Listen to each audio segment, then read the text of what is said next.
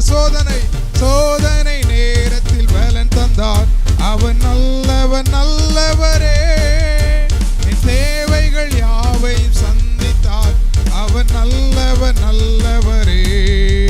அவர் நல்லவர் சர்வ வல்லவர். அவர் கிருபை என்றும் உள்ளது. எல்லாரும் பாடுங்க. அவர் நல்லவர் சர்வ வல்லவர்.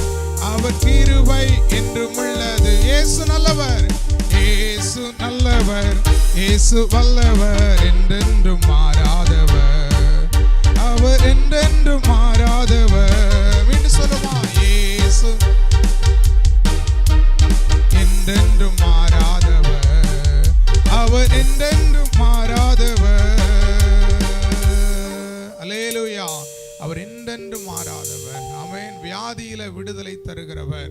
சோதனை நேரத்தில் நமக்கு பலன் தருகிற தேவனாக இருக்கிறார். வேதம் சொல்லுகிறது, அவர் சோர்ந்து போகிறவனுக்கு பலன் கொடுத்து சத்துவம் இல்லாதவனுக்கு அவர் சத்துவத்தை பெருக பண்ணுகிற தேவனாக இருக்கிறார். நம்முடைய வாழ்க்கையில எத்தனையோ நேரங்களில் நம்ம சோர்ந்து போனோம்ல.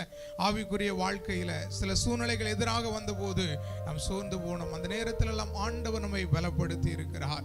ஒருவேளை ஆண்டவர் மாத்திரம் நம்மை பலப்படுத்தாவிட்டால் நம்முடைய சூழ்நிலை எப்படியோ போயிருக்கும். என்னால சொல்ல முடியும், என்னுடைய வாழ்க்கையில எத்தனையோ நேரங்களில் சோர்வுகள் வந்திருக்கிறது. சோர்வு வரலன்னு யாருமே சொல்ல முடியாது. ஆனா சோர்ந்து போய் நம்ம என்ன பண்ணிடக்கூடாது, அப்படியே இருந்து விடக்கூடாது. சோர்விலிருந்து பலன் தருகிற ஆண்டவருடைய சமூகத்தில் காத்திருந்து அந்த பலனை பெற்றுக்கொண்டு நம்ம கழுகை போல எழும்ப வேண்டும் என்று சொல்லி ஆண்டவர் விரும்புகிறார். ஆனா சோர்வுகள் எல்லாருடைய வாழ்க்கையிலையும் வரதான் செய்யும். ஆனால் அந்த சோர்ந்து போன நேரத்துல ஆண்டவர் நமக்கு பலன் தந்து நம்மை திடப்படுத்தி வாக்குத்தத்தத்தை கொடுத்து ஆண்டவர் நம்மை நடத்தி இருக்கிறார். அதை நினைத்து ஆண்டவருக்கு நன்றி செலுத்துவோமா?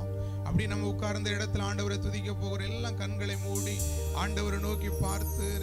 நம்ம ஒரு மனிதர்களை பார்க்க வரவில்லை.